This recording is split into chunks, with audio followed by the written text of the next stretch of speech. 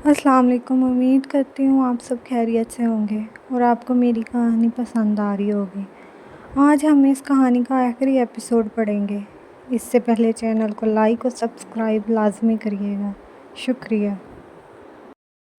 Media के कैमरों के फ्लैशेस मुसलसल चमक रहे थे और एंकर्स के माइक मीरब और ज़ावियार के चेहरों के करीब आ रहे थे।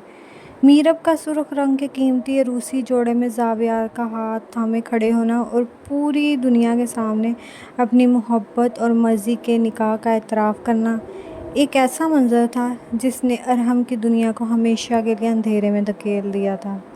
स्टेज पर खड़ा अरहम सदमे की इस हालत में था जहां इंसान ना रो सकता है ना कुछ बोल सकता है। उसके हाथ में पकड़ी हुई वो 20 साल पुरानी फ़ाइल जो सिकंदर ग्रुप ऑफ कंपनीज़ को बर्बाद कर सकती थी, अब एक बेजान कागज़ का टुकड़ा बन चुकी थी, क्योंकि खुद उसके अपने ही प्यार ने उसे झूठा साबित कर दिया था। मीडिया के रिपोर्टर्स ने सवालात की बौछार कर दी। मिसेस ज़ावियार, क्या ये सच है कि अरहम साहब आपके करीबी दोस्त हैं? क्या उन्होंने ये सब किसी दुश्मनी में किया है? मीरब ने ज़ावियार की तरफ देखा, जिसकी आंखों में इस वक्त फतह की चमक के साथ साथ एक गहरा सुकून था, क्योंकि मीरब ने अपना वादा पूरा कर दिया था। मीरब माइक पर पूरे एतमाद और रौबदार आवाज़ में, अरहम सिर्फ मेरे कॉलेज का एक क्लास फेलो था जो शायद मेरे इस अचानक निकाह को कबूल नहीं कर पाया। मैं आप सबसे गुजारिश करती हूँ कि हमारी प्राइवेट लाइफ का एहतराम किया जाए और इस मामले को यहीं ख़त्म करें।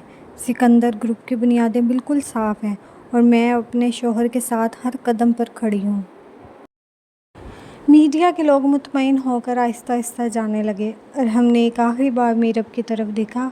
उसकी आंखों में अब गुस्सा नहीं बल्कि एक गहरा कुर्ब और मायूसी थी। उसने फ़ाइल को ज़मीन पर फेंका और बग़ैर कुछ कहे हजूम को चीरता हुआ वहाँ से निकल गया। मीरब का दिल अंदर से रो रहा था, लेकिन वो जानती थी कि उसने अरहम की जान बचाने और अपने ख़ानदान के तहफ़्फ़ुज़ के लिए ये कुर्बानी दी थी। मीडिया के इस हंगामे के बाद जब मीरब और ज़ाविया दोबारा सिकंदर हाउस के लाउंज में दाखिल हुए तो वहाँ का माहौल बिल्कुल बदल चुका था। ज़ाविया ने अपनी टाई ढीली की और सोफ़े पर बैठ गया। वो खामोशी से मीरब को देख रहा था, जो थकी हुई अपने सुर्ख दुपट्टे को संभाल रही थी। ज़ावियार की ज़िंदगी में ये पहली बार हुआ था कि किसी ने अपनी ज़ात को कुर्बान करके उसके बिज़नेस और उसके नाम की हिफाजत की थी। इसके दिल के अंदर की वो सख्त नफ़रत जो मीरब के लिए थी, अब आहिस्ता आहिस्ता एक गहरी हैरत और कशिश में तब्दील हो रही थी। ज़ावियार आराम से खड़े होते हुए मीरब के पास आकर धीमी आवाज़ में, मीरब, तुमने आज जो कुछ मीडिया के सामने किया, मुझे इसकी उम्मीद नहीं थी। तुम चाहती तो अरहम का साथ देकर मुझे जेल भिजवा सकती थी, लेकिन तुमने मेरा साथ दिया। क्यों? मीरब ज़ावियार की तरफ देखे बगैर सर्द और खुश्क लहजे में, मिस्टर ज़ाविया सिकंदर, अपने दिमाग पर ज़्यादा ज़ोर मत दो। मैंने ये सब तुम्हारे लिए नहीं बल्कि अरहम की जान बचाने के लिए किया है, क्योंकि मैं जानती थी कि अगर वो प्रेस कॉन्फ्रेंस कर देता तो तुम उसे इस दुनिया से मिटा देते। और दूसरी बात, मैं अब इस कंपनी की 50% की मालकिन हूँ। मैं अपने बाप के हक़ को मिट्टी में मिलते नहीं देख सकती थी। हमारा मुआहदा पूरा हुआ, अब मुझे हाथ लगाने की कोशिश मत करना। ज़ावियार मीरब के बिल्कुल करीब आकर उसका दुपट्टा आहिस्ता से पकड़ते हुए गहरी आवाज़ में, मुआहदा तो पूरा हो गया मीरब, लेकिन अब तुम सिर्फ़ एक बिज़नेस पार्टनर नहीं हो, तुम पूरी दुनिया के सामने मेरी बीवी बन चुकी हो। और ज़ावियार सिकंदर जो चीज़ एक बार अपना लेता है उसे कभी खुद से दूर नहीं होने देता है। तुम्हारी ये नफ़रत ही अब मुझे तुम्हारी तरफ खींच रही है। और उसी शाम मासी स्किना दौड़ती हुई लाउंज में आती है और मीरब के हाथ में एक सफ़ेद लिफाफा थमाती है। मीरब ने जब लिफाफा खोला तो उस पर दादी के लरजते हुए हाथों की तहरीर थी। दादी और इशाल इस बंगले से जा चुके थे जो ज़ावियार ने उनके लिए बुक करवाया था, और वह शहर छोड़कर किसी नामालूम गांव की तरफ निकल चुके थे। मीरब खत पढ़ते हुए रोती हुई आवाज़ में दादी के अल्फाज बोलती है, मीरब, मेरी प्यारी बेटी, मैं जानती हूँ कि तूने ये सब कुछ मेरी ज़िंदगी बचाने के लिए किया है, लेकिन ये बूढ़ी दादी इस आलीशान खैरात और गुनाह की दौलत के साए में सांस नहीं ले सकती। جس انسان نے ہمیں سڑک پر لایا تو اس کے گھر کی ملکہ بن گئی۔ یہ صدمہ میں برداشت نہیں کر پا رہی۔ میں شال کو لے کر دور جا رہی ہوں۔ اب ہمیں ڈھونڈنے کی کوشش مت کرنا۔ تو اپنی اس دنیا میں خوش رہ، میری دعائیں ہمیشہ تیرے ساتھ ہیں۔ خط میرب کے ہاتھ سے گر جاتا ہے اور وہ لاؤنج کے فرش پر بیٹھ کر بری طرح رونے لگتی ہے۔ اس کا وہ خاندان جس کے لیے اس نے اپنی غیرت، اپنی محبت اور اپنا سب کچھ قربان کر دیا تھا، وہ بھی اب اس سے دور جا چکا تھا۔ وہ اس عالیشان محل میں اب اکیلی رہ گئی تھی۔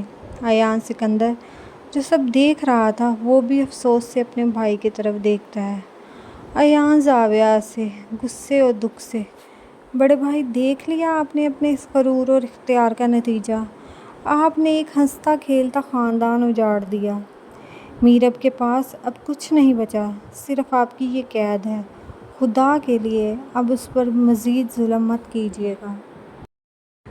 رات کے 12 بج رہے تھے۔ مین ماسٹر بیڈ روم کے اندھیرے میں میرب کھڑکی کے پاس سر جھکائے رو رہی تھی۔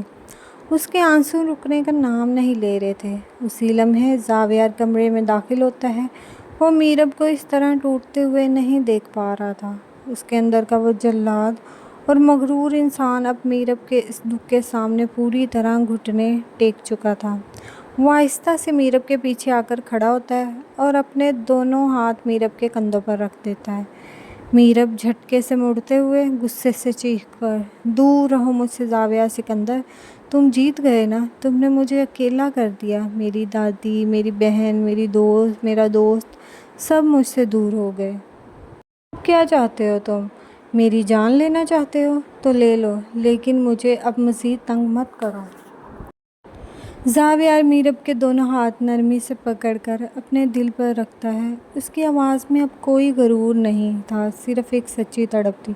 میرب پلیز میری بات سنو، میں ہار گیا تمہاری اس خودداری اور قربانی کے سامنے۔ زاویہ سکندر کا یہ غرور ہمیشہ کے لیے ہار گیا۔ مجھے معاف کر دو میرب، میں نے زندگی میں کبھی کسی سے معافی نہیں مانگی، لیکن آج میں تمہارے سامنے کھڑا ہوں۔ میں نے تمہاری دادی اور اشال کو ڈھونڈنے کے لیے اپنی تمام ٹیمیں لگا دی ہیں۔ میں خود انہیں واپس لے کر آؤں گا اور ان کے قدموں میں بیٹھ کر اپنے والد کے گناہوں کی معافی مانگوں گا۔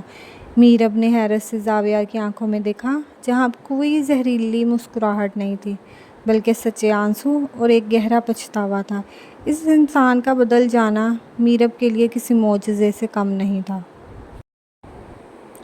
زاویہ میرب کا چہرہ اپنے ہاتھوں میں لیتے ہوئے گہری اور مخلص آواز میں، تم نے مجھے چیلنج کیا تھا نا میرب کہ تم مجھ سے ہمیشہ نفرت کرو گی، لیکن میں اب تمہیں مجبور کروں گا کہ تم مجھ سے محبت کرو۔ میں اپنی پوری زندگی تمہارے اس زخم کو بھرنے میں لگا دوں گا۔